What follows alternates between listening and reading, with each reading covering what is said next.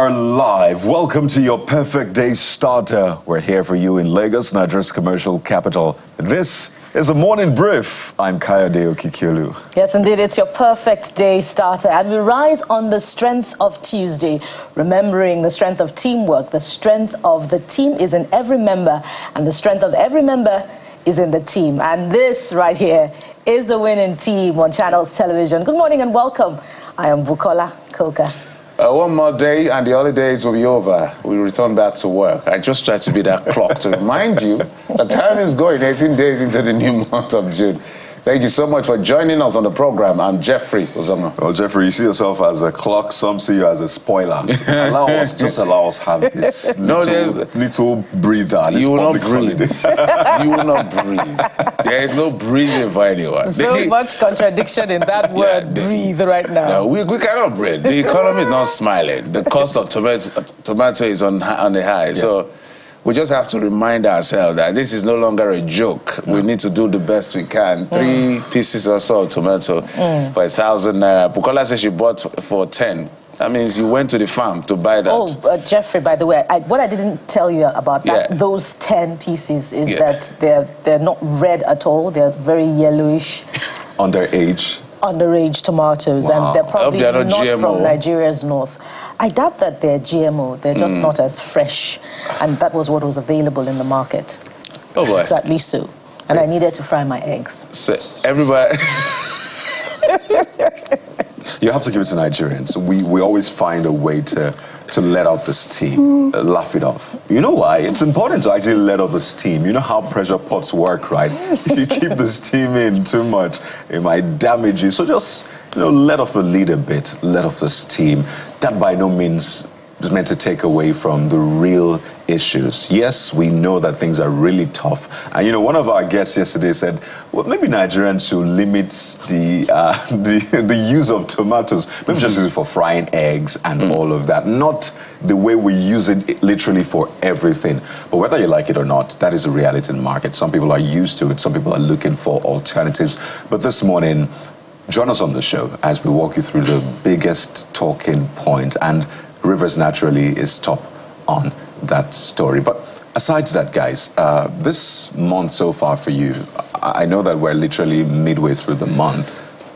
What has been your big one for this month, June? That is big one as in what? Spending. The biggest. What exactly are you asking? Okay, clearly that's your big one for the month. The biggest point for you in June. Well, there are a couple of it. Perhaps one may be just watching how things are playing out in the polity, especially at the macroeconomic level. And I'm curious to see how this will eventually end, because I like to follow the numbers. It's not like security or any other aspect of the polity where certain things are debatable. Yes, economic numbers are also debatable, but it gives us a sense of some level of accuracy when you look at all the indices. I'm curious to see how this will be tapered down, because I'm calculating, this is June already, we're 1833.95.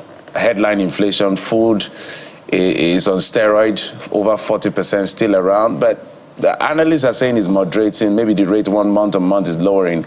But the federal government said they want to bring it out to 21. So I really want to see how that will happen. What exactly are the measures? The controversial publication by New York Times that the presidency debunked. So many things were said about it, but there are facts in that publication as well. And also the presidency has to say, okay, this is the reason for that and all the others, not as gloom and all of that. But our realities as individuals, as citizens, is the truth is that is biting hard on everyone. So for me, that is a major concern for me at the end of the day.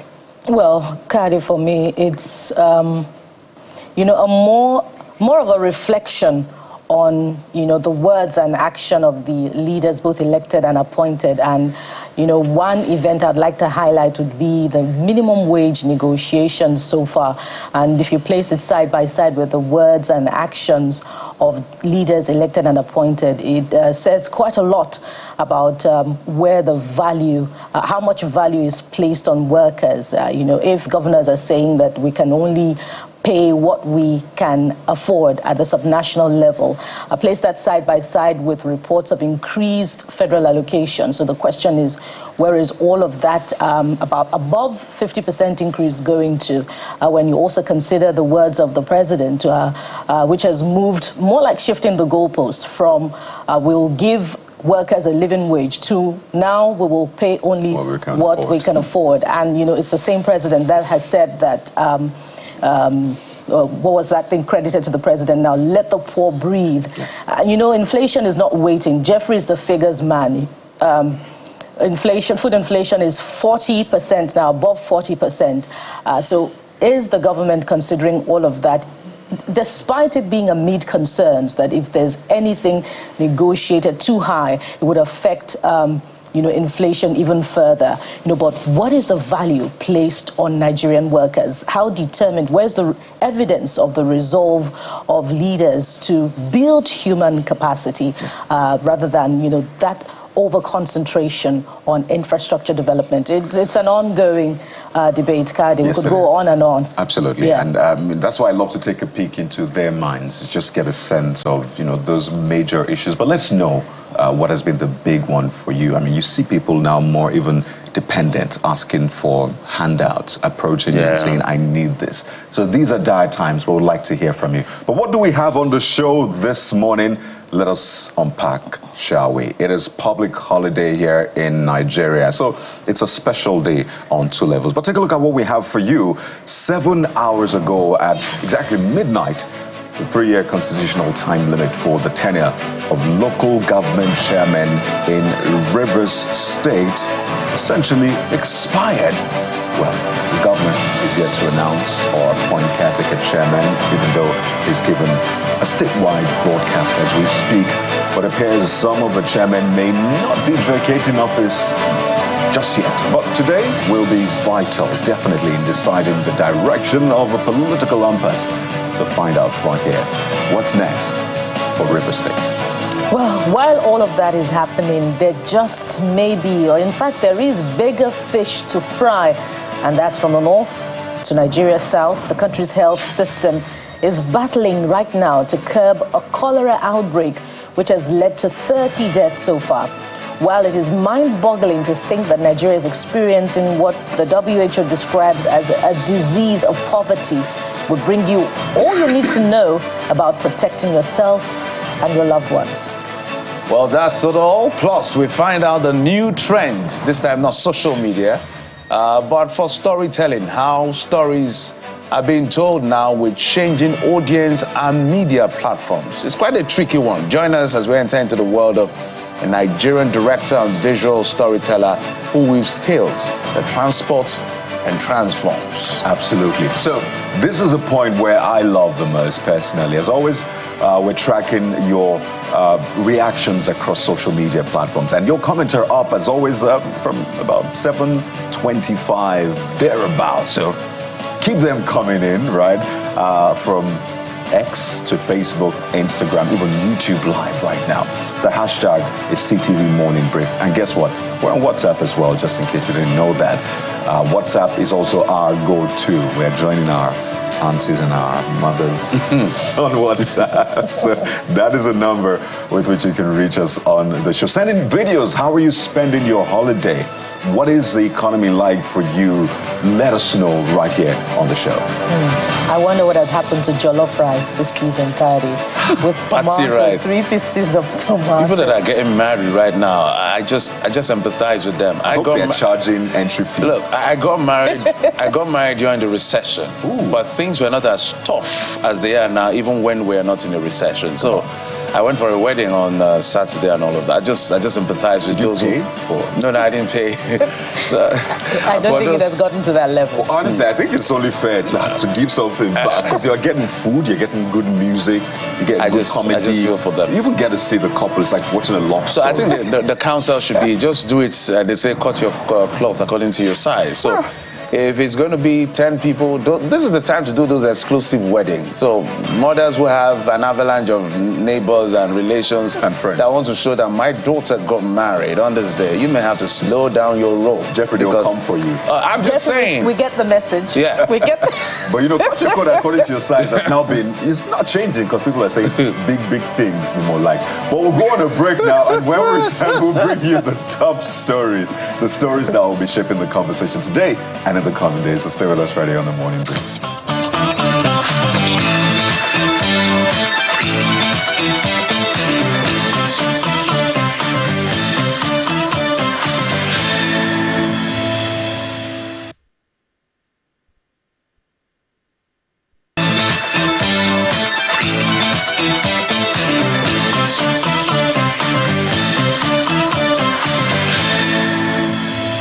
Well, your top stories on the brief this hour. The president is encouraging Nigerians to understand the reforms embarked upon by his administration. Well, President Bola Tinubu was speaking at his Lagos residence, where he received a delegation of the National Assembly led by the President of the Senate, Senator Cholera Outbreak. He also spoke against the negative attitude, as he described it, by some Nigerians and called on Nigerians to embrace the campaign to change the country's value system.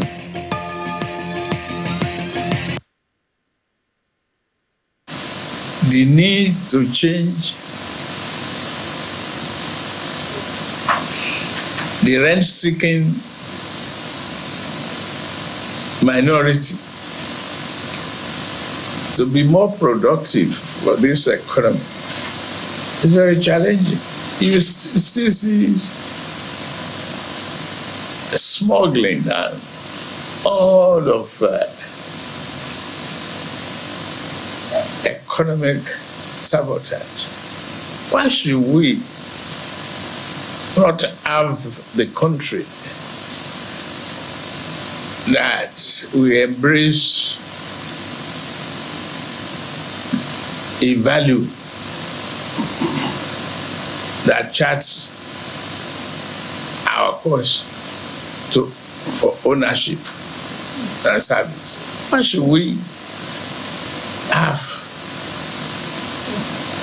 people removing rail tracks and all of that, stealing electric cables, sabotaging the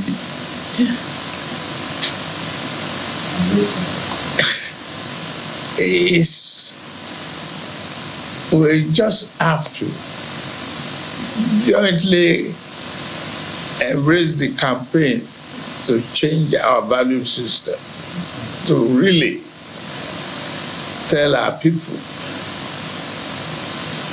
that the challenge we face is for all of us to change our mindset about our country. And speaking afterwards, the President of the Senate, Senator Cholera Outbreak, extended his best wishes to Nigerians and congratulated the President on the direction of his administration's policies. So take a listen. He came to pay the usual solemn homage to the President and Commander-in-Chief. It is normal for the National Assembly to do so to the leadership of the country. And by the grace of God, God has kept him alive to see 1 full year in office and for all Nigerians to see the policy direction of his administration. It's people-centered, and God helping, everything will materialize. That's all we did. And we normally do that in a joint leadership manner. And so both the House of Representatives and the Senate. The Speaker is still in Saudi Arabia, so represented by the Deputy Speaker, the House Leader, and of course I came also with the entire leadership, including the Majority Leader, the Senate Leader. And then we met with the President to pay homage to him.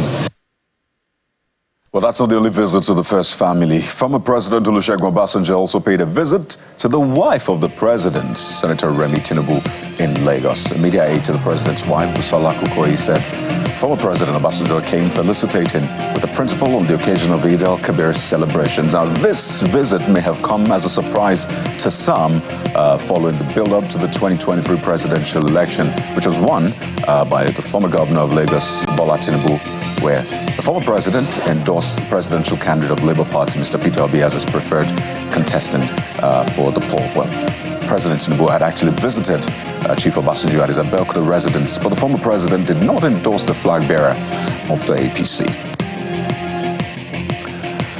Well, President Bola Tinubu is, by the way, scheduled to depart Lagos for Pretoria, South Africa today to attend the inauguration of President Cyril Ramaphosa for his second term in office. The inauguration of President Ramaphosa follows his re-election as president for a second term. The inauguration, according to a statement by the president's advisor, Ajuri Ngalale, will see the president then returning to Nigeria afterwards.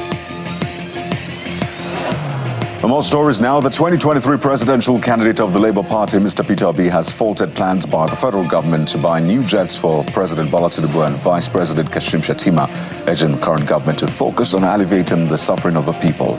Part of his post on X reads, with rising insecurity, poverty and hunger and homelessness, this decision highlights the disconnect between the government and the people.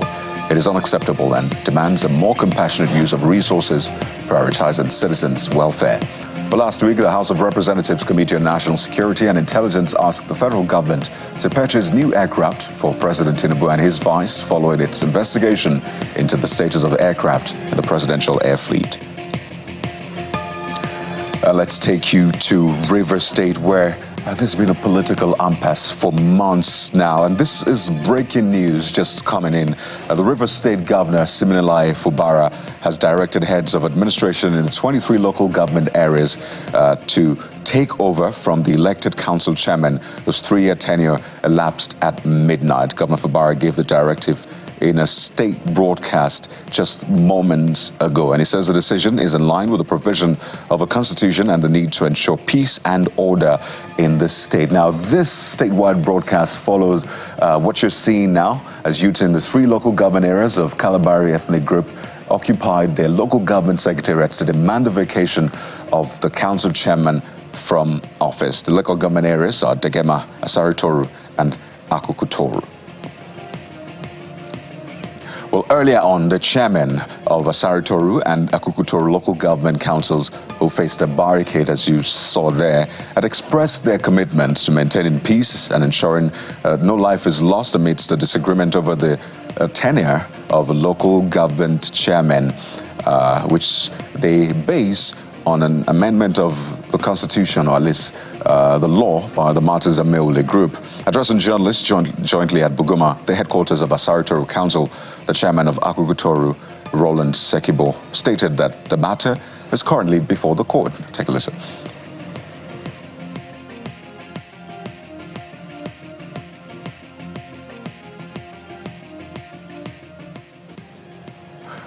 Well, quite a lot happening. Also yesterday, we saw former Niger Delta agitator Asari Dokubo, who is from the ethnic group of governor, advised an elected chairman of 23 local government areas in Rivers State to quietly leave office by midnight.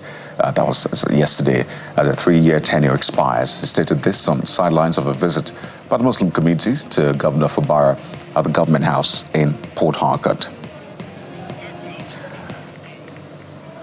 As security continues to be a concern in Rivers State, the Commissioner of Police there, Olatunji Disu, is assuring the people of the state that he and his men will not allow the crisis enveloping the local government councils to lead to a breakdown of the law. CP Disu, who was speaking to pressmen at the police headquarters in the state capital, admitted to being aware of the situation at the different local government areas, but said he expects the different political players to respect the appeal and cease hostilities pending the hearing and determination of their case. We are aware of the crisis that has to do with the tenure of the local government chairman. We have gotten one court order or the other about it. The Court of Appeal has given an order and for everybody to exercise restraint till 20th of this month, just 3 days. So we expect everybody to respect it, not to take laws into their hands and allow peace to continue as it is. We are not taking it lightly. We are ready to go. Our officers have been on show of us. We have had additional men given to us from the headquarters. Equipment have been serviced. We are ready to go. This is just to assure members of the public that so far as we are concerned, we are ready to do our jobs of protecting lives and properties. And we have tried our best. We have warned anybody who will want to take laws into their hands. I want to use this opportunity to talk to parents, to call their children and talk to them, so that their children will not be used as cannon fodder in this crisis. Stay with security in another part now. The Chief of Army Staff, Lieutenant General Tarid Lagbaja, says the Nigerian Army has been able to restore peace to troubled parts of the country in the last 1 year. Lieutenant General Lagbaja made the remark during a luncheon with wounded troops under the Joint Task Force operations Hadin Kai at the Maimalari Barracks in Maiduguri, the capital of Borno State. As an army, it has been a year of unquantifiable sacrifice in blood and treasure, as we have lost gallant warriors and precious equipment to our ongoing fight against insurgency, terrorism, banditry, secessionist agitations, and oil-related crimes, amongst others. Wait to see what the final figure for the new minimum wage will be. The Nasarawa State Governor Abdullahi Sule says he will pay any amount agreed as the new national minimum wage. He said this when he played host to the members of the State Executive Council for Salah homage at his residence at Gudi Akwanga local government area. He revealed that he has already begun saving pending the approval of an amount, adding that he is willing to also pay the arrears from the month of May. When the federal government decided that the effective date for minimum wage will be May, we in Nasarawa State decided that with or without the agreement by the committee, we sat down and say, take certain amount of money and save it towards that. In case it comes out, that's not our money. So we are taking it and we are saving that money. So we thought it will be ready before June so that we will be able also to handle it. So now in the month of June, it's not ready. And luckily for us, based on what we have seen, we are even saving higher, because it looks like we are going higher in the amount that they are asking. So we are saving higher. What we are going to do as executive is that the day they agree that this is the minimum wage, and we also sign off the minimum wage, we want to be among the first states that will pay the arrears of the 2 months or 3 months or so. So it will show the seriousness. And the reason why it's easy for us to do that is because we have saved the money in an account that is not ours. So it's not our money. We have taken the money and kept it aside, and it is actually the money for staff. So that the moment it is agreed, we do that. That's the way we should plan, and that's what we have planned. Business news now. The Federal Inland Revenue Service, Nigeria Customs Service, and the Nigerian Upstream Petroleum Regulatory Commission have recorded 131% increase in their cost of revenue collection for the first quarter of the year. This analysis, based on the FAC disbursement reports published by the National Bureau of Statistics, shows that these agencies collectively received 214 billion naira in the first quarter, and that's up from 92 billion naira in the same period last year. The FIRS and the NUPRC deduct about 4% of the cost of revenue collection, while the Customs Service receives 7%. And outside the country, Israel's Prime Minister Benjamin Netanyahu has dissolved his 6-member war cabinet, a widely expected decision that follows the departure of centrist opposition leader Benny Gantz and his ally Gadi Eisenkot. A government spokesman said the pre-existing security cabinet and the larger full cabinet will make decisions about the war with Hamas in Gaza. Well, since Mr. Gantz quit 8 days ago over what he said was the lack of strategy for the wars, there have been calls from far-right ministers to take his place, and essentially Mr. Netanyahu is avoiding a tricky situation with his coalition partners and international allies by dissolving this cabinet. And on to sports, Slovakia caused the first upset at Euro 2024 as Ivan Schranz fired the underdogs to a 1-0 win against Belgium. Francesco Calzone's side are 45 spots below third place Belgium in FIFA's world rankings, but they made a mockery of the supposed quality gap between the teams with a courageous performance in Frankfurt. Meanwhile, Romania recorded their first victory at the European Championship in 24 years with a stunning 3-0 win over Ukraine in Group E. And Kylian Mbappe produced a moment of magic mixed with good fortune to ensure France's Euro 2024 campaign got off to a winning 1-0 start against a stubborn Austria in Düsseldorf.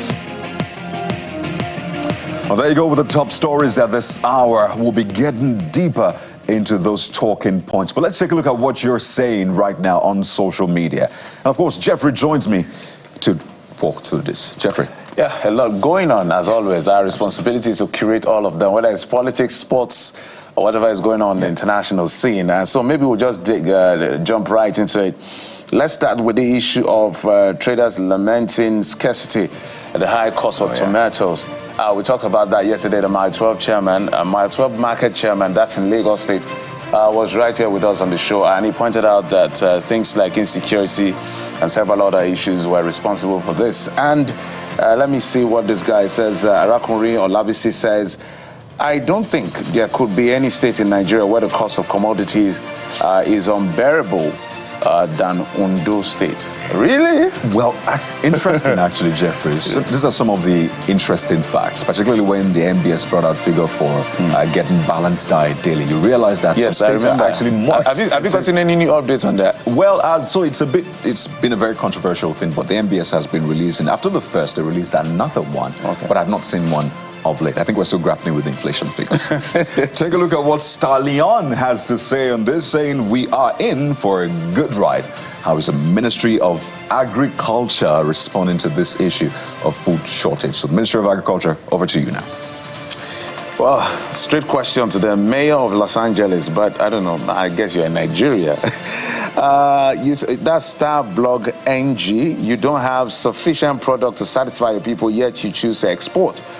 Same goes to electricity and farm produce. I just don't get it. The country, Nigeria, is blessed, but the issue of greed is something to be looked into. Take a look at what Fash 360 Degree says. Why won't there be scarcity where traders and consumers are more than producers of what we eat?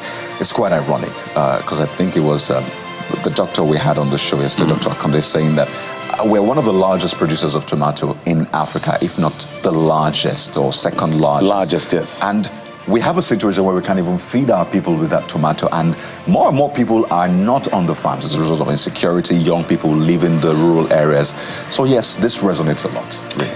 All right, Watchstar says there is no scarcity anywhere. Scarcity is not the reason for the high cost. I don't know where he's getting his data from.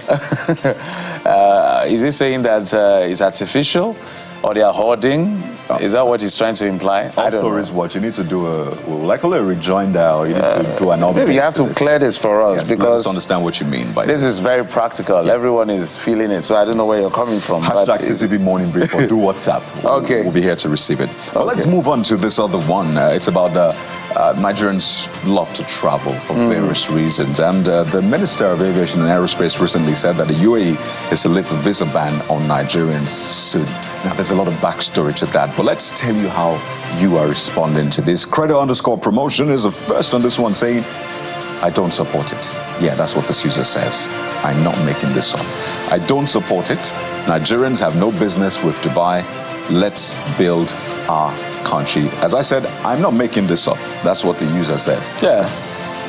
You can understand that pride. Like, well, why are we racing to the UAE? Come on. What's so special, according to him? Ena Yerugo says, what the visa is, I'm trying to get the sense of what you're saying. What is this visa ban? Okay, what is this visa? Okay, what is visa ban? I apologize on behalf of the ex-people. For God's sake, how does that put food on the table of hungry Nigerians? Does that secure Nigerians? Does it provide electricity to Nigerians? Does it provide motorable roads for them?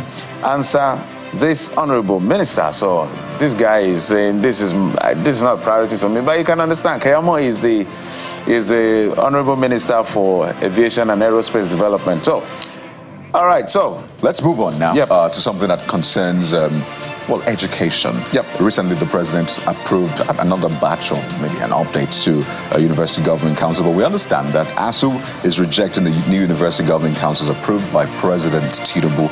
So what is this about? First user, Larry Tuwell, says, what sense does this make? Technocrats indeed. Do you think a politician does not possess the knowledge and capability to be so appointed as a member or chairman of a governing board of high institutions? So this user is saying, well, the technocrats doesn't mean they don't, or at least if they are politicians, doesn't mean they don't have the requisite knowledge and skills.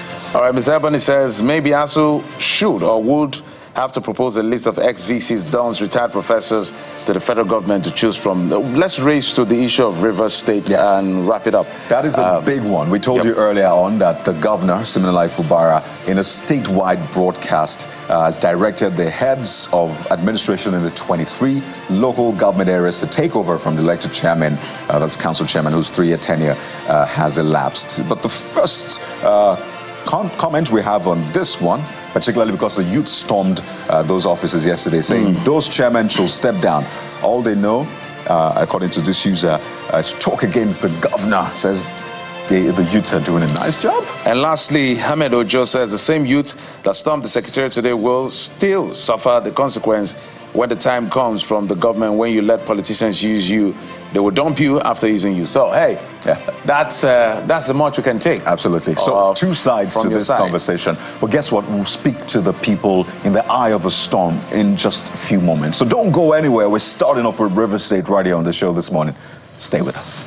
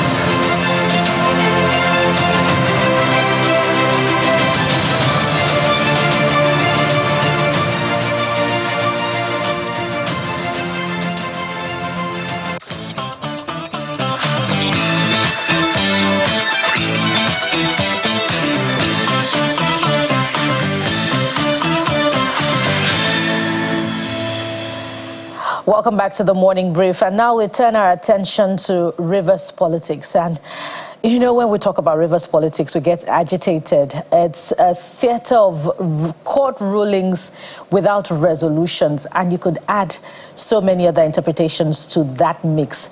And the tenure expiration of a local government chairman in that state now has elicited another legal debate. And let's dive into it together now to try and understand the situation.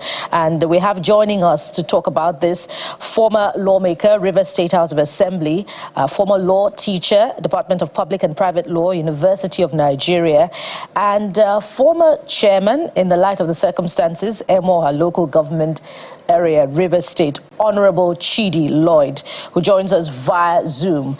And we also have joining us Honorable Enyada Kukijam, immediate past chairman, Opobo Nkoro local government area, who also joins us via Zoom. Good morning and welcome, gentlemen, to the program. Good morning and thanks for having me on the program. Okay, so I'm going to start with you, Honorable Lloyd, and naturally, I'd like you to react to the governor's order, Governor Fubara's order that administrators should take over local government areas in Rivers State following the expiration of the tenure. What's your reaction to this? And precisely what's the situation of things, if we could get an immediate update in that regard? Now, first and foremost, with due respect to the office of the governor, I'd like to ask from where did the governor obtain the powers to declare that the heads of local government administration take over the leadership of the local government councils. The governor himself knows that he does not have any such powers. The 1999 Constitution, especially Section 7, Sub 1, did not contemplate heads of local government. Then if we bring it down to the local government law, precisely law number 5 as further amended. The law number 5 will herein be referred to as a principal law. But the amendments that have been caused to that principal law by the Rivers State House of Assembly has further removed, outlawed the use of caretaker.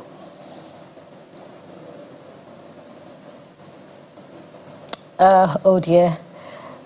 The net will appear to be having challenges with the network, but we'll get back to Honorable Chidi Lloyd. I was beginning to provide clarity on what seems to be the situation of things as far as the law is concerned. I believe we have him back now. Honorable Lloyd?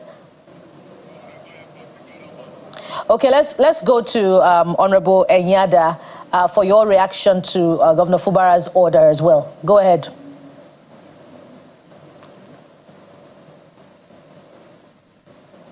Yeah, thank you. Thanks. My name is Honorable Enyada Kukigam,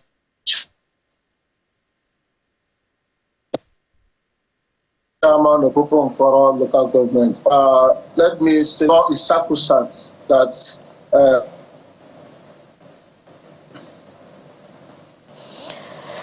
it appears the network is not our friend this morning, but there are quite a number of questions, to ask as far as the politics of Rivers State is concerned, particularly with so many court rulings that, I cited earlier on, and there's so many interpretations as far as that is concerned.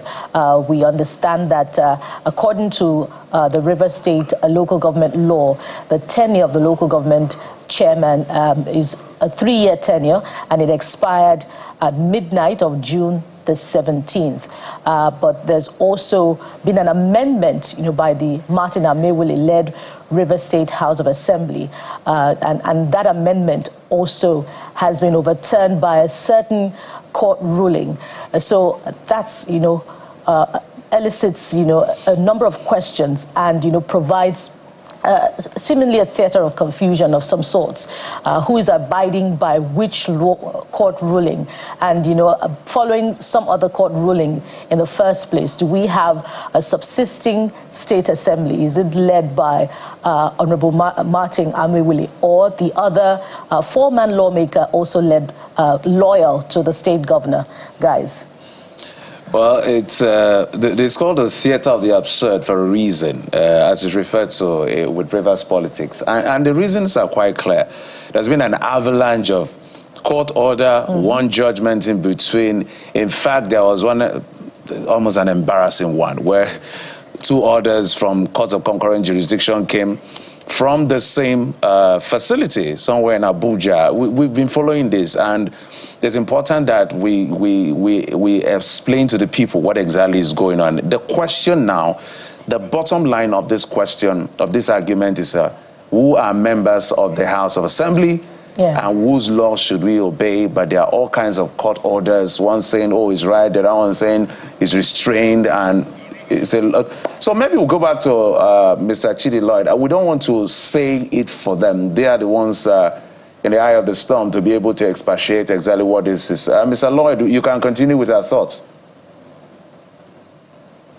Is that I'm just trying to tell you that the Constitution of the Federal Republic of Nigeria, as amended, does not contemplate the use of funds of local government for council administration. Section 7 sub 1 says the local government is hereby guaranteed by democratically elected personnel. So having said that, the Martin Amewule-led assembly had cured the crisis that would have emanated due to the inability of the governor for one reason or the other to conduct local government election. So the members of the House rose to the occasion by invoking the doctrine of necessity. Here we are. The State Assembly laws has also outlawed the use of caretaker committee, in line with the pronouncements of the Supreme Court in a plethora of cases. So this is where we are. The State Assembly has pleaded with us, the democratically elected chairman, to remain in office until such a time when the governor will provide the enabling environment for the State Independent Electoral Commission to perform its law. However, the most important thing is what Jeff has said in the studio. In the face of conflicting judgments and view, my brother, it is not in the place of anybody to interpret what the law is. Anybody who cases usually starts at the lower court. Then whatever judgment that comes out one way or the other is appealed. Now, all of the judgments that have come out, order, judgment, interlocutory injunction, have all been appealed and is before the Court of Appeal. And the Court of Appeal, the parties have entered appearance and asked that status quo be maintained. So what that means is that every party will halt hostility. And here we are, people trying to explain the law to suit themselves. The unfortunate thing in Rivers State is that everybody has been called to the bar, but we have not attended any call to bar ceremony. I'm sure that very soon some people will organize a call to bar ceremony and give certificates to these would-be lawyers. So that is where we are. If you're saying that the Martin... Sorry, ma'am. I want to state that the 21 of us, including my good friend there, Enyada Kukigam, who dragged himself to court. Enyada Kukigam took his colleagues to court. So, and he is part of the 23 local government. But in this case, the 21 of us are insisting that the law, we must obey the law. That is why we are citizens of Nigeria. And we recall that we swore to two oaths, oath of allegiance and oath of office. Now, the oath of allegiance means that we must protect the Constitution and any law that emanates therefrom, such as the laws of the Rivers State House of Assembly led by Martins Chike Amewule. So that is where the point where we are. If elections were conducted, we won't be here. But the funny thing is that in Rivers State, people don't support what is right. They support who they like. And that is why we have what we have now. Why nobody is asking, Why is the governor not able, why was he not able to provide a safe haven for elections to be conducted? The local government law was not passed yesterday. But the local government law has been there. Pardon me, if I may come in you there, must Honorable. conduct elections 90 days before the expiration of the tenure of the incumbent officials. So that's where we are. If I may come in there, Honorable Lloyd, if you're quoting the amendment by the Martin Amewule-led Assembly, High Court has also ruled against that 6-month tenure elongation by the Martin Amewule-led Assembly. I want to inform you, my dear sister, that we are before the Court of Appeal. Once the matter is before an appeal, the lower court will hold proceedings. So we are before the Court of Appeal. Don't make people are making it look like whatever the High Court say is final. No, the only final court we have in Nigeria is the Supreme Court of Nigeria. But Honorable Lord, has that order been vacated at the appeal court? We are before the Court of Appeal, Kayode. But has it been vacated? Because you are well versed in the law as well. You're not one of those who have called themselves about you are versed in law. Has it been vacated? Kayode, I have read your profile. At no point have I seen that you are a lawyer. So I'm asking you, has that order been vacated at the appeal court? Can you hear me? Can you hear me, Kayode? Yes, I can. Kayode, both of us can be talking at the same time.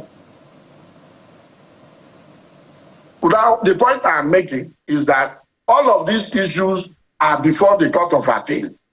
And the Court of Appeal has said, maintain status quo. Status quo ante-bellum. Status quo before the crisis started. And what was the status quo before the crisis started? Is that a question, Mr. Lloyd? So that is where I think we lost. Okay. Okay. Honorable Lord, we lost you momentarily, but you've made that point regarding what the Court of Appeal said. So let's go to Honorable Cookie Gam now on this one. So he said quite a number of things. We've raised the order by the State High Court regarding the elongation of a tenure.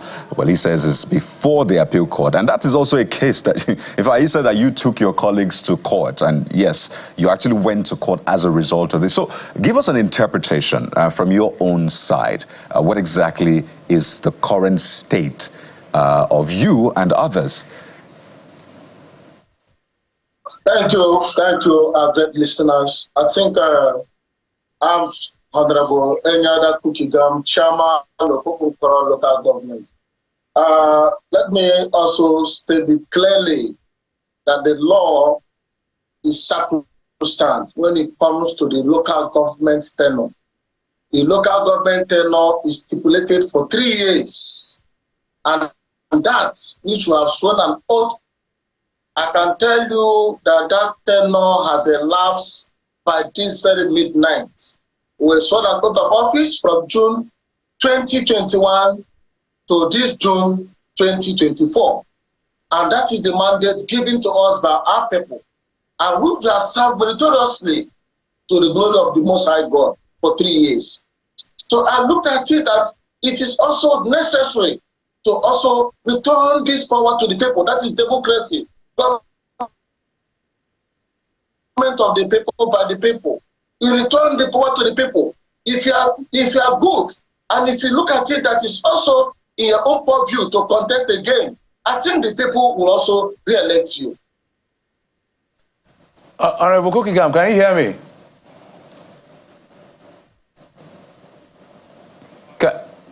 Can you hear me? It's one of those days where the all right, let's bring it back to you, Honorable Lloyd. So, a few straight questions. What law are you abiding by? Are you abiding by the amended law by the Amewule-led House of Assembly or the 2018 law of the Local Government Administration Act? Which law are you talking about? For the records.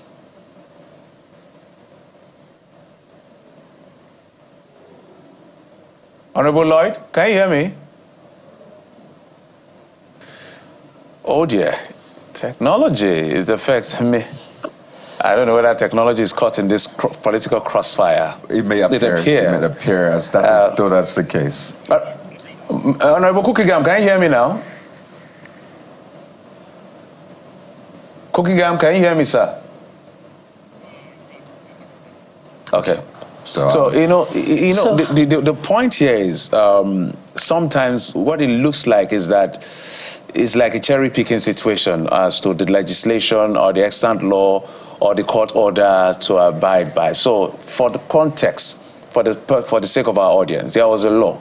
There's a law called the Local Government Administration Act of 2018 that governs the administration of local government, where the tenure, according to Section 9(1) of that law, says that the tenure of the governor, the local government chairman must expire 3 years, and then the governor has the power to put up a caretaker committee and all of that. I would like to quote verbatim some of those things, but just paraphrasing, which was now amended by the Ameule group to say that in the instance where there is no election or whatever happens in case of war, the tenure of the local government chairman would naturally extend. Now, the argument, which is the main argument, is the status of the lawmakers, not even the law. That is the big contention. And for clarity, Jeffrey, the status of the Martin Amewule-led assembly and the other four also loyal to the governor. That's what I said. The status of the lawmakers. But let's listen to the governor. I understand he made a broadcast. Let's listen to him. I wish to acknowledge and commend the dedicated services of the outgoing elected local government chairman, vice chairman, and councillors who were elected and sworn in 3 years ago and whose tenures expired yesterday, the 17th of June of the year of our Lord, 2024, as provided for by the law. On behalf of the government and the people of Rivers State, I thank you all for your sacrifice and commend your commitment to public service and our dear Rivers State. I congratulate you all for a successful completion of your tenure and wish you well in your future endeavors. As we move forward in making sure that the Constitution of the Federal Republic is upheld and that law and order is maintained, as we continue to strive to provide leadership and direction for our people, I hereby direct head of local government administration to continue to provide leadership in their respective local government areas. Head of local government administration are hereby directed to immediately take charge of the councils with renewed vigor and readiness to serve and await further directive as we navigate towards even greater accomplishments together. I assure you, my good people of Rivers State, that we shall continue to defend, provide infrastructural development, sound healthcare delivery, quality education, and undiluted welfare service package for all our people.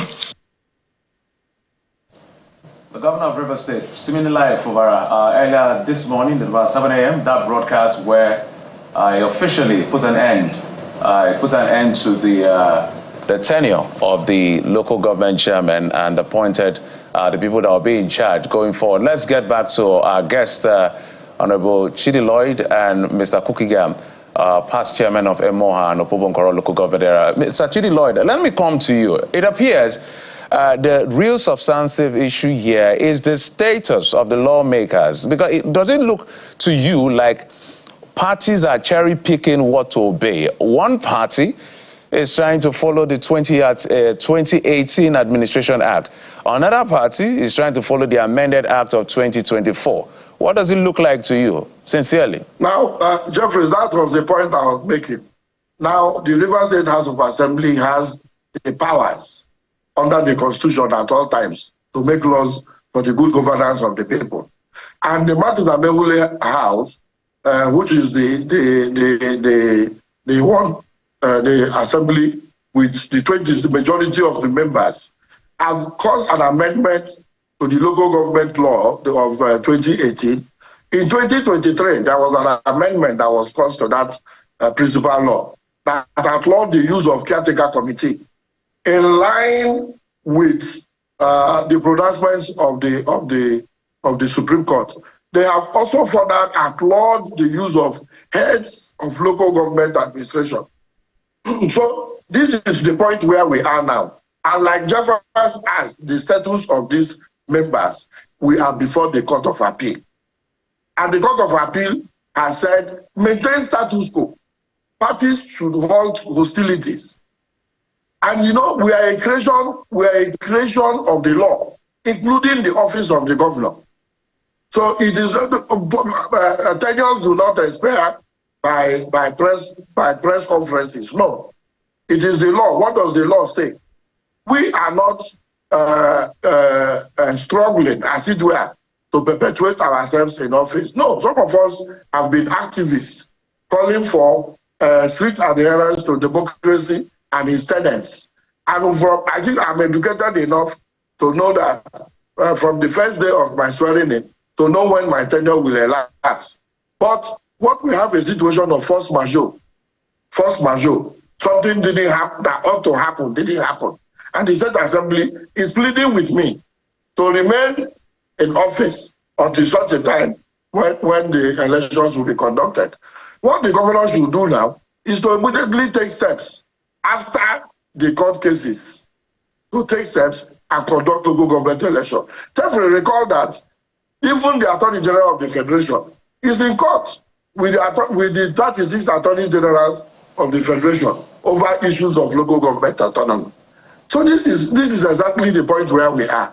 So we are here, we are saying that the Court of Appeal has said we should maintain status quo. That is what myself and 20 other of my colleagues are doing, in order not to allow hoodlums to cut away government property under the guise of celebrating one press briefing or press conference. You know, Honorable Lloyd, when the 2024 law mandates the conduct of elections 3 months before the expiration of the tenure of the local government chairman, and the 2018 law, leaves the governor to conduct elections 3 months after, anytime after, one wonders what the goal and intendments of the law, the writers of the law are. But let me come to Honorable Kukigam now. Yeah, Honorable Lloyd says you took your colleagues to court. Some would say that that is self-sabotaging, but I want you to provide clarity on your own as to the reason why you took your colleagues to court. What's the goal? What's the intention? Well, let me frankly say that we were sworn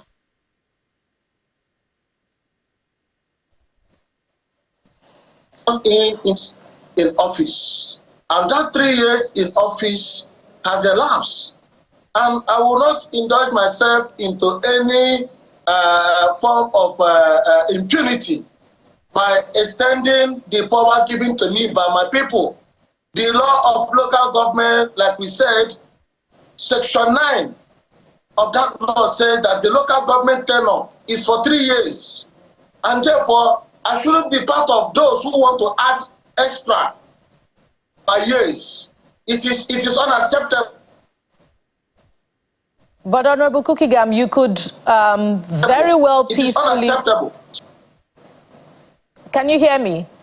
I can hear you very loud and clear. You could very well peacefully exit office without initiating a case in court and add to the flurry of cases that have provided no clarity or resolution to the Rivers political crisis. Yes, that can be seen from that perspective. But in other words, I want to be distinguished out from whatever thing they have claimed they want to have within and outside the 3 years of office. So, because, like I said before, the law is sacrosanct, which is provided by the local government law, that the tenure of elected chairmen and their other councillors shall be for 3 years. Right. Shall be for 3 years. You know, it's quite interesting and ironic that, you know, the law, the courts, and even the legislature meant to make laws to make life easier, and the courts to interpret law and give us clarity. We've gone to all of these places, and it looks like we don't have clarity just yet. So, Honorable Lord, would like to know your next line of action. Are you resuming at the office, the MO, local government office? I need to be very well guided here. Are you resuming tomorrow? And why did you share cutlasses or machetes, according to what we heard? Honorable Lord, that's for you now. Hello? Yes, please.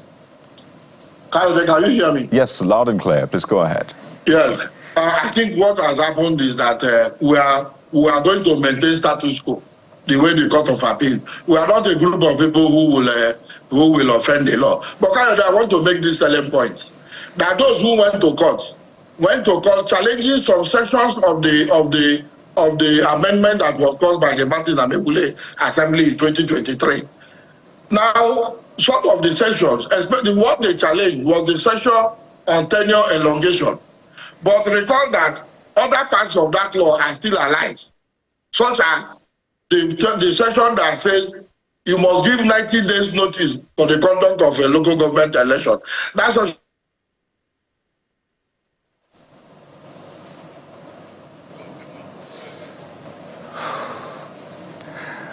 Well, you may have just gotten used to that already, watching this conversation. But it's one that we must have for the good of the Rivers people, and ensure that for the good of our democracy as well, 25 years, we need to track our growth or otherwise. But I understand that Honorable Kukigam is back with us. It's been a lot of back and forth. So Honorable Kukigam, you are not returning to office, clearly, from what you have said. He says the court says maintain status quo antebellum. What does status quo mean to you, Honorable Kukigam? Well, let me thank you for that intelligent question. When the court says they should maintain status quo, or what status quo are they referring to? That the local government chairman sworn an oath of office for 3 years, and your tenure has elapsed, and the court says it should maintain status quo. Do you have any local standing to continue? Oh dear. As the chairman, the answer directive of His Excellency, the Executive Governor of Rivers State, that have also given an instruction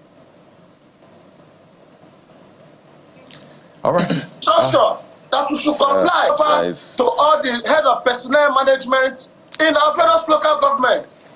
And that is what I have just done. I have just handed over, waiting for further directives. We understand that Honorable Lloyd is back. I also employ my colleague. Honorable Kukigam, would like you to hold on for a bit. Let's try and see if the network through to Mr. Honorable Lloyd is better. Honorable Lloyd, you were responding earlier to Kade's question. Would like to know why you also shared cutlasses, in a program yesterday. And if you're returning to work, despite the order given by the governor. I'd like to react to what you said first, to say that the 2018 law says this and 2024 law says the 2018 law is the principal law. From there, subsequent amendments such as employing the use of caretaker in line with the pronouncements of the Supreme Court that has said that caretaker committee is an aberration at all times.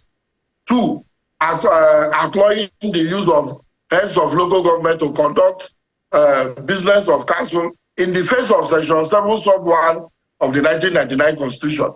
So the Martin Amebule Assembly has been very proactive and should be commended.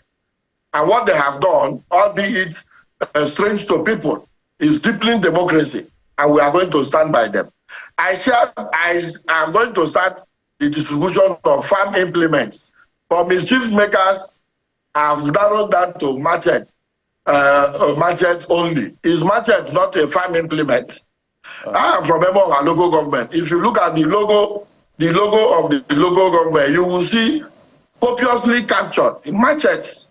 That is what we use in clearing our farms. That is what we use in killing snakes. When we find snakes in the farm. So I don't see the hula ballo, the hue and cry over the distribution of farm implements. All right, Honorable Lloyd, of course, you've said what you have to say based on the pressure we saw yesterday. But in winding down, it looks suspect generally, or doesn't it look suspect from the opinion of some people that we've seen, that since the administration of Siminalayi Fubara took over, there's been so many changes to the law, procurement law, local government administration law, everybody looking at the fine lines of the law to see what they can make out of it. Even the agreement, the resolution that was brokered by the president had that provision about don't touch the local government, don't dissolve council chairman and all of that.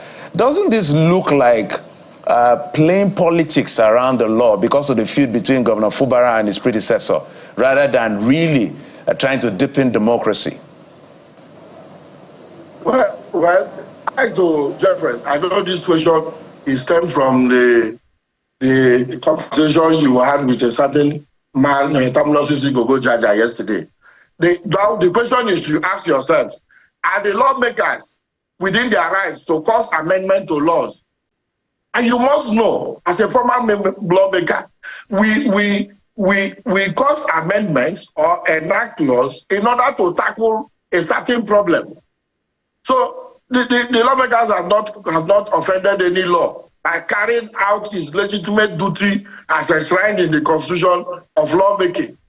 If you go to Section 4, Section 5, and Section 6 of the 1999 Constitution as amended, every arm of government is provided for by the Constitution and what it should do. So the business of Martin Zabewule is to make law, to amend laws, to carry out oversight functions, and so on, as enshrined in the Constitution. So is this the first time laws have been amended in Rivers State? So if, for instance, you talked about the procurement law that says you can mobilize a contractor for up to 70% in a particular regime, and when the assembly is not satisfied, seeing the characters that constitute another regime, and they decide to cause an amendment to the law, if you feel offended, you go to court. They have gone to court in several places. In most cases, they sue themselves. They were before Justice IPC, where when we try to join, that is the point which my colleague, former colleague, Terminal CC Gogo Jaja tried to make yesterday.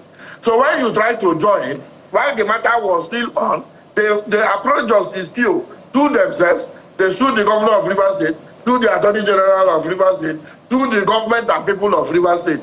Now, without joining the principal parties, as the Supreme Court has stated in the case of Kendall Ahmadu Kolo, you must have green and green. We have a plethora of cases that says that there are proper parties that must be brought to court. Because once a pronouncement is made by the judge, it will inure those on whom this judgment will inure on have the right to go to court. So when he said yesterday that we tried to join and we didn't join, I sympathize with him because he has no knowledge of the law. Honorable Lloyd, joinder of necessary parties is a sine qua non, so that no party is shut out from fair hearing. I thought I should educate him on that issue of joinder. Honorable Lloyd, one would imagine that, if lawmakers are making laws for the collective well-being of a state, there would be less cases at the court level. But very quickly, I'd like to ask you what your own interpretation of the status quo would be when you said that the Court of Appeal has ordered that all parties should maintain status quo. What would be the status quo in your own view? I told you the status quo would ask who went to court, who approached the Court of Appeal. Now what was the status before Zabewule court? That is what the Court of Appeal has said should be maintained until parties come before it on the 20th. So it is status quo antebellum, status quo before the beginning of hostilities. So you're going to work tomorrow, Honorable? I will maintain status quo. I will maintain status quo. And what does that mean? Just to be clear, does that mean you're resuming at our local government area office? Hello? Yes, we can hear you. Does that mean you're going to the MOR local government office tomorrow? Incidentally, this is my assumption of office. The local government secretariat has become a beehive of construction. It's been a huge construction site. But I would maintain status quo. That is the point I'm making. In line with the pronouncement of the Court of Appeal. Well, because all of these issues are part of what is before the court.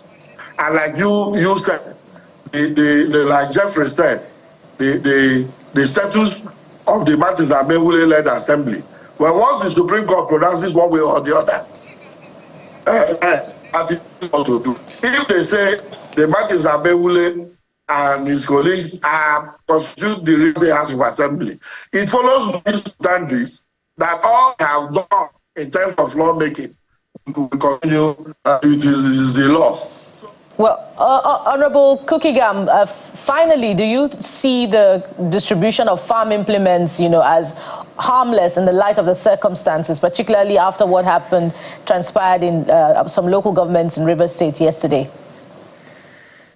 Farm implements, as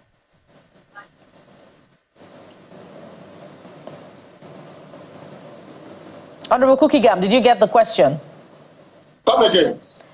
Do you accept Honorable Lloyd's explanation about the distribution of farm implements as harmless yesterday, as just a program of empowerment for constituents? Well, I can say that for now, it's inconsequential because the tenor has just winded up. And I can tell you that I have handed over the mandate given to me by my people to the people. And the HAGA of the very council has taken over the affairs of the local government. And that is what it ought to be. And I therefore urge my colleagues to do the same. If you are loved by your people, you wait until you are being voted back again into office. That is my advice for them. All right. Thank you. Would like to thank you very much, gentlemen. Honorable Chidi Lloyd, former lawmaker, Rivers State House of Assembly, former law teacher, Department of Public and Private Law, University of Nigeria, and former chairman, of course, in the light of the circumstances of Emoha local government area of Rivers State, and Honorable Enyada Kukigam, immediate past chairman, Opobo Nkoro local government area. Gentlemen, thank you very much for your time and contribution on the program, and we hope that there's a peaceful resolution of the political crisis in Rivers State in the very near future. Thank you very much for your time. I'd like to. Sorry, Honorable Lloyd. Okay, you have 10 seconds. Having a rethink about the distribution of the farm equipment. Right, you're having a rethink about it, so you're not sharing it again. Yeah, because of the calls I've gotten from security agencies. All right. Just for the exigency of the moment. All right. All right. Thank you very much, gentlemen. Yeah. And I will switch gears now to the health sector as we discuss that very big concern, a cholera outbreak that has affected no less than 30 states of the Federation. You should be part of this so that you'll be empowered. Stay with us. We'll be right back.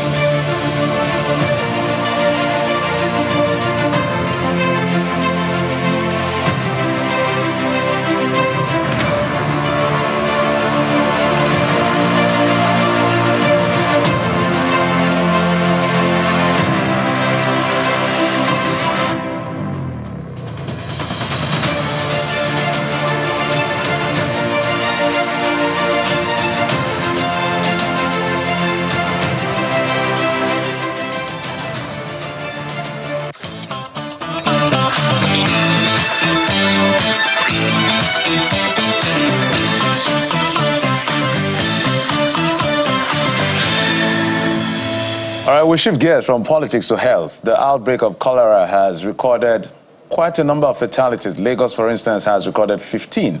And that number has further increased the total number in the country to above 30 that was reported by the Disease Control Agency. We're being joined on the program by Abiodun Oguniyi, who is a public health expert and is the Assistant Director and Epidemiologist, Nigeria Center for Disease Control, as well as the Head Subnational Advocacy on Health Security and Health Promotion at the NCDC. Welcome to the program, sir. Good morning. It's good to be here this morning.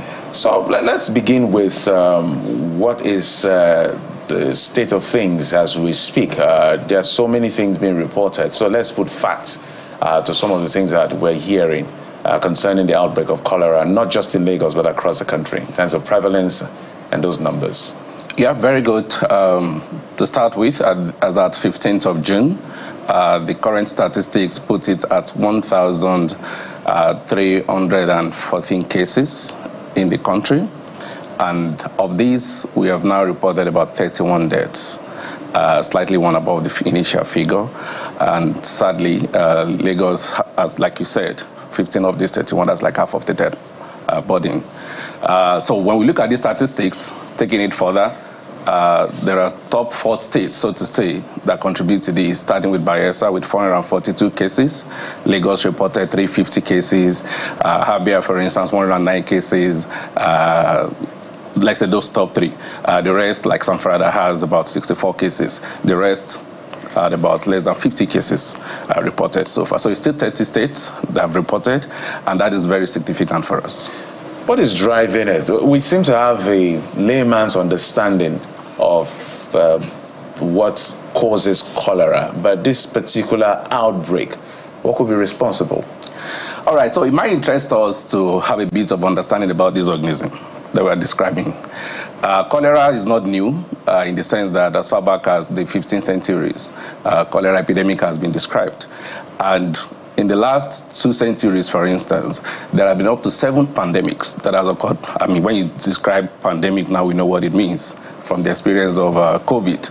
So we've had about 7 pandemics, with the last one that started in 1961 and came into Africa in 1971.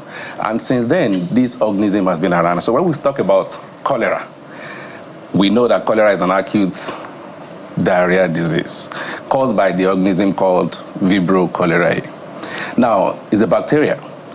The particular characteristics of this organism made it so challenging to control, and that has been possibly responsible for the trend we've seen so far. And so, if you don't mind, I may delve a bit into microbiology, as basic as possible. One, this organism, if you have heard from the news, we talk about the characterization or the classification of this organism. I break it down a bit. We talk about the Vibrio cholera that has serogroups. Those serogroups are classified based on the bacteria that has similar or common antigens. So we talk about almost 206 serogroups of this bacteria that exist. But beautifully, out of these 206 serogroups, only 2 are known to cause outbreaks. And that is the serogroup O1 and serogroup 0139. Now, for us, and in recent time, we've seen that it's the serogroup O1 that has been responsible for major outbreaks that has been reported. To break it down a bit further, you find that, and I want to deliberately do this so that people will understand why this organism will be with us for a longer time if we don't take proper measures. So we'll break it down further. We talk about the serotype and the biotypes. The biotypes specifically look at what are the other functional properties of this organism that gives it the ability to cause the damage it's causing. So we look at the functionality with respect to its virulence, its ability to produce toxin, and its ability to survive in the environment. I dwell more on this ability to survive in the environment. This particular bacteria, so we classify as one as classical, one as health, or those ones are just microbiology. But the beauty of it is that this organism has the ability to go into dormancy in the environment. So it can live in the environment for long period. How long? It can be there for as long as possible. As in like weeks, months, years. Even years. Yes. It has the ability to change its system, to adapt its genome to any environment, whether it's a salty water, whether it's a fresh water, name it. Whether it's a temperature of 10 degrees, 40 degrees, it can adapt. It also has the ability to create what we call biofilms. Biofilms is a complex layers of bacteria that help to shield the organism from external stress, whether it's UV light or radiation or anything. So if you have such an organism that can survive in any form of salinity, in any pH level, an organism that has the characteristic that can weather any storm, so to say, let's put it that way. As soon as it leaves the environment, and this is how it continues to cycle, because the beauty of it is also that the human host is the only known living host for this organism. The rest are in the environment where the reservoirs are. So when this organism gets into the human host, it activates the system, and that is why it does its reproduction, the replication, and does the damage. So when it gets into the human host, for instance, it absorbs water back, activates its cellular functions. When it gets to its cellular function, it is, with the temperature in the intestine and the body system, is suitable for it to be able to reproduce. And so with that, it causes its damage, and the diarrhea that comes out of that is what releases more organisms into the environment, and the cycle continues. The beauty is now, I feel like, as you said, you've taken us through microbiology, so I need to get a certificate after this show. But it's beautiful how you explain it, so we know what we're up against. And I think that's one of the basic things of war: know your enemy. And in this case, it's Vibrio cholerae, as you said. But you know, someone wrote a very fantastic piece, Adebayo Adeyinka, and I think it's been trending, about how he was listening to some old music from Ebenezer Obey. And you know, and I think this is about 40, 30 or more years ago, and he was talking about how people, this season literally, then cholera was a major thing, and it was around this season where they were celebrating, you know, the festival, you know, the Hajj. Maybe it's not related, but he just thought about it that, so we've had this for a long time, right, and it looks like it comes at this season, this rainy season. So WHO has said it's a disease of poverty. That alone is sad to hear, that we're still battling cholera. But how is it that we've not been able to map the trends, look at the data, look at the trends and say, at this time, cholera is most definitely going to knock on our doors, so this is what we need to do, so we prepare ahead? Is that somewhere we dropped the ball? All right, so permit me to bring this out. Please. So this is what we called the emergency and disaster risk calendar. Right. This map is one of the things we came up with at the Nigeria Center for Disease Control, for instance. Having analyzed the data for our epidemics, our priority reportable diseases for more than 5 years. And we're able to establish the seasonality, the seasonal patterns of these diseases, so including cholera.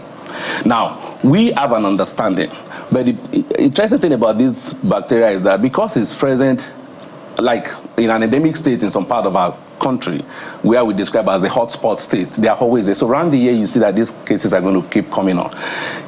Cholera can occur any time of the year, but the surge happens during the rainy season. So when the rain comes, the fecal matter that are being put across the sewage and other places, the flood comes with it and washes it into the water consumption and food pathways. And when human beings get into these more, then it gives us the challenge we have in our hand at the moment. So we understand that this could happen. But sadly, there are a lot of issues relating to control of cholera that are not just health focused. There are those things that we describe as the social determinants of health that need to be put in place to help health sector to be able to accurately, let me put it that way, and precisely stop this outbreak. What are we talking about? The WASH. We talk about water issues, sanitation issues, hygiene issues. These are not within the health sector purview, so to say. The ministries, departments, and agencies of government responsible for sanitation, for maintaining hygiene in our environment, ensuring proper waste disposal, are their responsibility to work with us to ensure that we can stop this menace. And like you rightly said, this is a disease that is associated with poverty. You find it in slums, in dirty environment, where there is poor access to hygiene, to water, and all sorts. So when you have such environment, and you have it in every part of the country. Sadly, the current outbreak in Lagos, the highest number of cases were reported from Lagos Island. All right. Is there a reason for that? Well, the factors we mentioned about, if you look at it closely, you most likely find those slums in those parts of the, of the local government where the bacteria can thrive. And when it thrives there, what are some of the issues we look about? What is the personal hygiene issues with the people? What is the environmental hygiene of the people? What is the food hygiene of the people? You know, there is this nonchalant attitude about what we consume at times, or the environment is prepared, people are ready to go on. And luckily for us, we've not really seen the actual burden of this disease, because most of us, some immune system have been able to help us overcome it, and no thanks also to the over-the-counter medicine that people will just go and grab their antibiotics at any slight abdominal upset, and they don't really understand what that has caused. And so when we have this situation in our hand, it becomes worrisome, because to control such, or to put an end to it, and that is why even globally, they're not talking about eliminating it yet. We have a global task force for cholera control, because it's a disease, I mean, like I described the organism, it is prevalent in the environment, and so, especially for those states. You know, Carl, this question is instructive. Okay. It's instructive, you know, because this didn't just happen upon us. As far back as 2022, there had been reports of a cholera outbreak, and if you check some statistics, it says that there had been about 3,000 cases reported between 2022 and 2023 alone. And I see in one of your reports on the outbreak, a recent one, by the way, dated 13 June 2024, that there's a small portion that is subtitled Advice to State Government. NCDC continues to advocate to state government to prioritize action for solutions that ensure access to and use of safe water, basic sanitation, proper hygiene, and it continues like that. The question is, how strong is the mandate, particularly maybe contained in the laws establishing the NCDC, for advocacy and advice to state governments to provide the infrastructure required to check the spread of cholera outbreak and to encourage preparedness, you know, for other types of epidemics in the near future? And if there is no commensurate response to the level of danger that we find ourselves in, what also is in the core mandate of the NCDC, you know, in terms of action to let them know the emergency that we find ourselves in? Very good comment there. So let me start by saying that before I talk about what the state is expected to do with respect to our mandate, at the end of every outbreak season, like for instance the last year, we conduct what we call the after action review. This after action review helps us to understand what are the barriers, what are the challenges, what are the best practices in the just concluded outbreak season. The lessons learned from it, the challenges identified were used to develop a preparedness plan for the next season. And some of the activities we carry out ahead of the next season include training of the local government rapid response team. We support the state to ensure that their rapid response teams are trained. We preposition supplies that are relevant for managing these cases when they occur. By the way, I tried to mention earlier on that even globally, they're not talking about eliminating cholera yet. We're talking about controlling it. So it will happen. And they are looking at, even globally, the target is that let's reduce the case fatality, meaning we want to reduce the mortality to less than 1%, because it may always come. So, but let's ensure that we reduce it to the barest minimum. So we preposition these supplies, and as I speak to you, across the states in the country, supplies are ongoing. In addition to that's like a top-up to the ones we gave before the season started. Aside that, we provide this advisory that you mentioned. So it's for the NCDC to say, this is what we have predicted, just like NIMET will come and say flood will happen. It's now left for the respected states to take up this responsibility. Sadly, the part of the law does not enforce, does not come with the enforcement. So there's nothing the NCDC can do if the subnationals do not respond? The current mandate does not give us that. And maybe that's one of the things that will go into the review of the policies and the laws of the government. But for as much as possible, we don't really feel it should be about forceful engagement or penalties and all that. If we first explore, that would be the last option, so to say, if it ever occurs. But at least let's look at that engagement, and that is happening already with the Nigerian Governors Forum. We have the head secretariat of the Nigerian Governors Forum that we are talking with, and initially they used to have immunization, universal health coverage, nutrition on their plates that they are really tracking. But now we've worked with them, and they are considering putting health security. So component of health security will help ensure that they can put in some additional resources to tackle health security related issues, which this particular institution comes in. So going forward, at our own level too, there are other support that we've given to the state from the global, from the World Bank, from Global Fund, and all that to help and support their system, because we know that the issue of health security is really something so overwhelming. So what we are looking at is we understand the limitation with economic challenges in the country and all that. So the state governments are trying their best, so to say, but we are just encouraging them, we are appealing to them to do more. But like I said earlier on, the issue of response to cholera goes beyond just the government. The private sector needs to come up. The non-governmental organization, just like international partners are doing to support us to come to our rescue, they are doing their best. So let's look within also to see how we can mobilize relevant resources. But before the private sector comes in, what about publishing reports to show areas that are in serious deficit where WASH is concerned? For instance, in some areas, there are the slums that you mentioned, there are no toilets, there is evident open defecation in canals, in bush parts, which portend serious danger on the road, on the highway. If I may both you in there, Nigeria as a country has a goal, a target to end open defecation by 2025. I mean, when we say open, next year, by the way. That's next year. When we say open defecation free nation.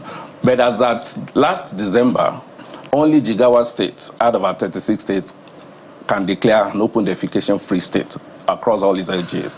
So in total, we had about 118 or 117 local government areas out of our 774 that are open defecation free. And that's a meager 15.1% of our local government area that are open defecation free. So you can imagine. So as long as open defecation is still the practice going on, what are the things we need to look at? The housing structures or the relevant agencies responsible for this need to help ensure. UNICEF gave a very not really worrisome, a very staggering figures of how many, the number of toilet facilities that are required for homes in Nigeria, for healthcare facilities, for public spaces that need to be put in place for us to be able to achieve this target. So these statistics are there, and what we are really looking at is that how can, whether government, whether all the relevant sectors, because it's beyond what, okay, like for instance, talk about millions of toilets. I think about 20 million from UNICEF recommended for us to address our more than 220 million population, cater for them with respect to toilet facilities, because it's of no use if you tell me not to defecate openly, but there are no toilet facilities for me. I will make use of, human beings. It's a normal physiologic process. If I am pressed, I need to find something to do to my system. So one of the things we are recommending is, how do we come together?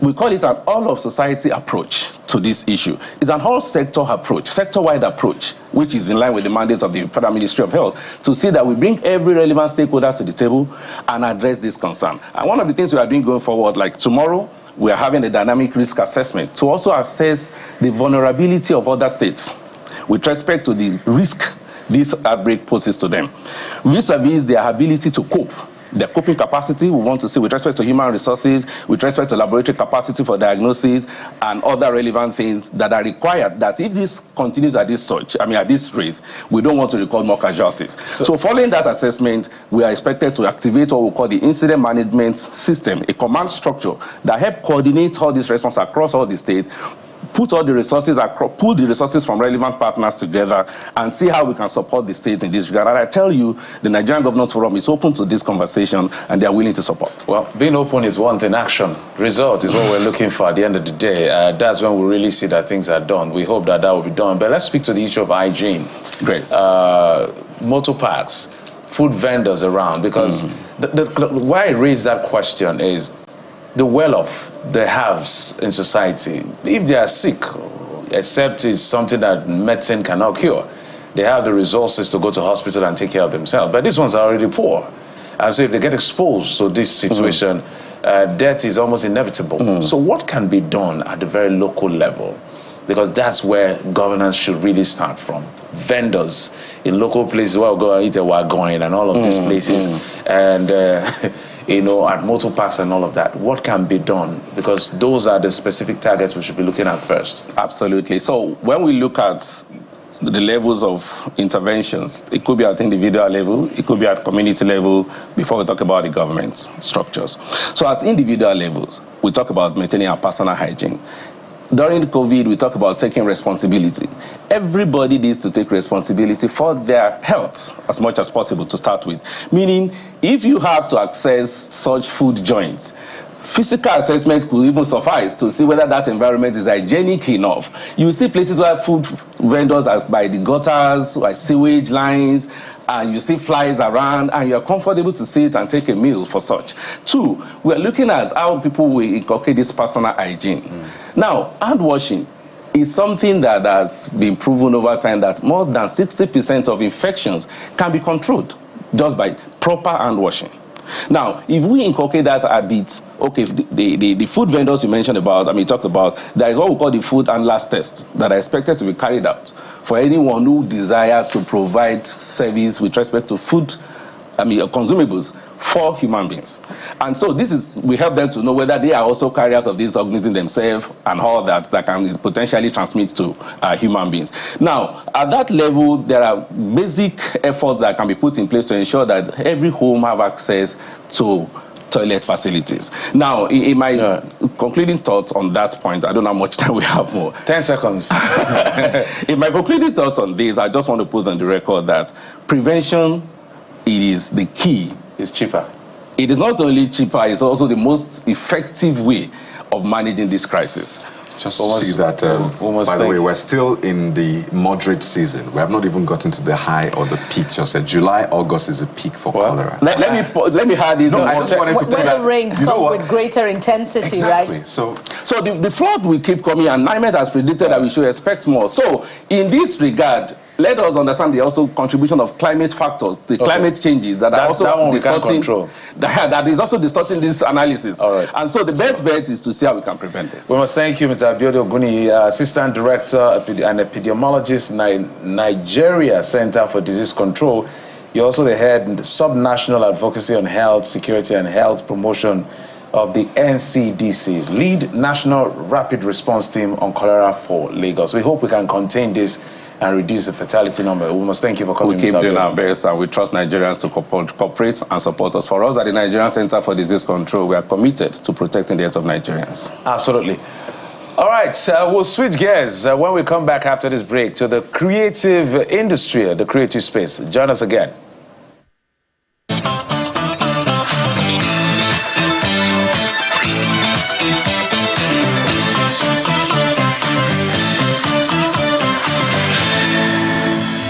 Let's talk about, new trends in storytelling. So what you saw there is what happens behind the scenes. Okay, there's a storyboard, there's a planning before the film is shot, edited, and then brought to your cinema screens or your big screens in the home. So let's take you behind the scenes this morning. And we have joining us, that man you saw there holding the imaginary gun, right? Adekunle Brian Oyetunde, visual storyteller, director, cinematographer, and so much more, joins us on the Morning Brief. Good morning, Adekunle. Welcome to the Morning Brief. Good morning, Kayode. I think you're living the dream of a lot of people. Filmmaking, behind the scenes with the stars, ensuring that whatever comes on our screen is top notch in terms of, the choreography and all of that. But I want to tie this conversation to what we've been talking about on the show this morning. Rivers politics, for example. In fact, people say you can do a whole series on what's happening in Rivers politically. The cholera situation as well is some material for movie making. So for you as a storyteller, is Nigeria the best place to be right now as a storyteller? As a storyteller, I think your stories come from your roots, in the sense that where you're planted, the possibilities are endless in terms of getting stories, in terms of creating stories, in terms of even listening and trying to imagine and create imaginations, create what people would love to see, and also show what is happening socially, and how to create change, create solutions to problems using film, because that's how film started. They were trying to push a movement, and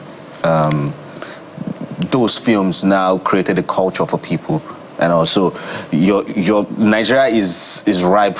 Like we've never touched base. Ooh. We've not touched base on the kind of stories that can come back from Nigeria. We've not touched base at all. We've done like just 1%. I like that. That just the stories are too much, and I feel like it's just finance that would.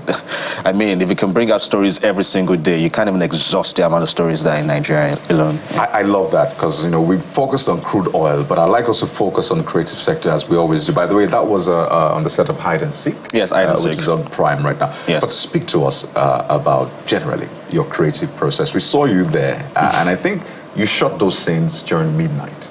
Yes, it was midnight. So that movie was shot midnight? Predominantly, it's 80% midnight. 80% nights, because the whole film happened in one day. That's the general sense of the story. The story happened one day? The plot of the story happened in one day. Oh. Yeah, so most of the scenes were at night. It started from afternoon and all through the night, then ended early in the morning. So most of the scenes were at night. So we would sleep in the morning. When we were going to work, we sleep. Then we resume in the afternoon just to do some prep, some sequences, just so that everyone is aligned. So when it's time to film, we don't lose our night, because we need everywhere dark. And sometimes during the day, we also recreate, because we can always manipulate some of our scenes too. So there's a question I've always wanted to ask. Thank God you're in the creative space, so it may be an outlier question. All right, no problem. I watch Nigerian movies. I love to see Nigerian films, especially in cinemas. I hardly go to see foreign movies in cinemas. Yeah. I use. I'll put that together for Jeff. Yeah, I have the streaming platform to see foreign movies, but when I go to cinemas, I try to support. Yeah, that's true. But the concern I always have, when I see an avalanche of too many good actors, there's a fear that we'll lose the plots. I would like you to speak to that. Is my sentiment fair or wrong, or I'm overthinking? Okay, have you seen Ocean's 11? The Ocean series. Isn't it an avalanche of actors, like every year, even the Fast and Furious franchise? Yeah, it's like that. So sometimes people get it right, sometimes they get it wrong. It can also be overwhelming based on experience, because I recently directed one that just came out, and it has like 9 to 10 superstars, and sometimes it gets overwhelming, especially when they're in their space. You know, when actors come together and they're talking and everything, they get caught up, and sometimes even as a director, if you're not mentally strengthened, you might at some point just like give way for some things to happen rather than even follow the script. So sometimes it can be that way, but most of the times, because there's a script, because there's a guideline, because there's some form of structure, you've done the whole prep with them, you've gone through the process of letting them understand that this is what should come out. So you're going through that process with them, not that you are carrying them along. No, you're going with them. So it's like, this is a journey for all of us. And also that way, people will get a chance to bring out bring that story out the way it's supposed to be. But I totally understand that sometimes people get a messy. Why? Because everyone's going to bring their own recipe, everybody bring their own ingredients, and then it just messes up the dish, because sometimes some will overdo than what the script is saying. It happens. I feel it's because of people don't want to be the one to drop the bar. So then they tend to overdo. Just like when you just say, I'm cooking party jollof, let me just, he has to be. You now do a mistake and pour more salt into it, then it messes it, and it becomes too salty, that kind of stuff. So sometimes that's what actually happens. So the efficacy of the entire outcome depends totally on the director, to tone down the ingredients coming from the actor. Yeah, so it's balanced. And that brings me to the next question. You have a unique moniker, which is visual storyteller. And I've been thinking about it over and over again in my mind's eye. What's the difference between a visual storyteller and a director? A director is working towards the same goal, isn't he? Yes. Or her? Yeah. So the reason I said I usually say visual storyteller is sometimes it's not just one form of art that I would love to do. Okay. At a very young age, I'd known that I was going to put pieces together to tell stories. So I'd always become myself a visual storyteller, because it might not just be film. Because I used to scribble. I do a little of drawings, paintings, but no one has seen anything like that. I don't put it out there. Yeah, I know. So I feel like sometimes I tell stories even with pictures, because I also do photography. But that, like I said, it's in the background. I just do that for myself. It's an hobby. But I know that sometimes there'll be a time I'll do some form of exhibition and all. Then all that will be shown. But I feel like just being a visual storyteller has just what stuck to me, that it's not just about directing films. Yeah. When you said we've not even scratched the surface, that got me excited on the one hand. But then thinking about what we've seen happen with crude oil, for example, and you forgive me, I'm going to link this. So crude oil exploration and all of that happens here. But what we do is we export our crude, go refine it out there, and then import it again. So we were never really creating value. We were just, taking and not creating value on ground. So you go to those areas, for example, oil-producing areas, and you see just how they live in squalor, the environmental degradation. I fear that's what may be happening right now with our creative industry. Correct me if I am wrong. So we have people coming in from outside, coming to mine again, throwing out money and all of that, saying, get us story, because we're like exploration field for stories. Right. So have we been able to build a system? Hope we're not refining outside and then importing, and we don't have a system such that if they leave, we say at least we have our refinery here, in that sense. Hey, Kayode. Okay, so this is it's a very serious question. I would not deny it. And you mentioning it that way, I would say I'd not really seen it in that light. But from you mentioning it that way, it kind of seems it's kind of operating like that. But like I said, I cannot categorically say that that's true, that's wrong. Yeah, I played the Fifth Amendment. But but I would say that the fact that we have all these organizations coming in, we make stories for them, then they're going to make more benefits from it. Because it's going to be on the platform and they can use it for donkey years, and they will continue ripping it. But you've sold it once outright, that kind of stuff. So in a way, if you put it that way, it kind of looks like that. It kind of looks like so now going back to, are we setting up things that would now make us? Yeah, exactly, and I think that's the point now. I think it's just capital and what's the word? Participation, government participation. I feel like if the government decides that, you know what, and it's not just by deciding, by just saying it, or just saying, okay, now we'll set up this, we'll set up that. It's by like saying, okay, so this is going to be functional. We have a 5-year project, and every day in that 5 years, every day, and it can't even be a 5-year project. It should be a part of the Constitution. No, okay. Well, I don't think that the last thing that please get that guy. I'm fair to say that. No, so you have in other climes. America, it's like an unwritten rule. Yes. You have to promote the American culture. You have to imbibe. You see flags almost. So for instance, California is perhaps the 6th or 7th largest economy in the world. California. I'm not talking about the USA now. It's one California of the biggest. itself, the city. And two things are just 2 things are responsible: technology and Hollywood, Silicon Valley and Hollywood. So why not if not? Which is why I'm saying that it has to be a part of the country. Like, it's the government's, like the government is saying, okay, this is a good mine. Let's make it as and project it, sell it to the world. Absolutely, I agree. So there's nothing just so, I hope that the industry is engaging the government as much as possible. Do you have any idea? Because just like we mentioned California, there was a time California itself, the entire GDP of California was bigger than the entire GDP of the African continent put together. Wow. Yeah. It was that bad, yeah. Well, we hope that the industry has the potential, to be viable and take up that chunk of the size of the economy. And if we're working towards that. I feel that the industry has the capacity. We have the minds. We have great minds. Trust me.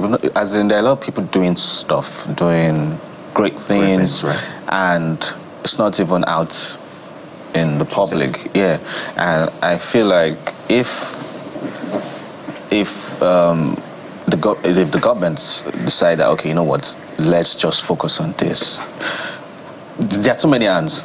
There are too many brains. I think that's an important point to make. There are too many brains. We have the resources, human resources. Let's back it up with government support and capital. 30 seconds, we have to close. If you had to cast us in roles, what kind of role would you cast Jeffrey? Bukola. We have 10 seconds actually, not 30. Let's try that. Let's do that quick. Okay, so I would say someone who is going to do a surgery on someone but makes a mistake. I would say maybe leave a scissors in it. Hypothetically. Jeffrey, I'm having you, okay? Then maybe she will be the one to save the day, but then you'll be the one to take the credit. I was not in the movie. We have to close the show right now. I'm not in that movie. I shall not walk and somebody will chop. We should make this happen. I cannot make mistakes. We should make something like this happen. Yeah. The morning brief short movie. You know what, Adekunle? We have to thank you so much. While we ruminate on this, and maybe fight behind this. While I reject it. Adekunle Brian Oyetunde, visual storyteller, we have to thank you so much. And we wish you the very best. We know you have a lot of materials coming up. Yes. Wish you the very best. And of course, we're rooting Thank you so for much. Thank you so much for having me. It's been a pleasure. Okay, there you go. We have to anchor at this point. Sunrise Daily is next. We thank you so much for being a part of our show this morning. We're back tomorrow. I'm Karadoki Kulu. And the week is just getting started. Join us again tomorrow and we'll bring you another bumper package. I am Bukola Koka. Well, I'll see you at work tomorrow for those of you who have been on holidays. Thank you for watching. I'm Jeffrey Zongo.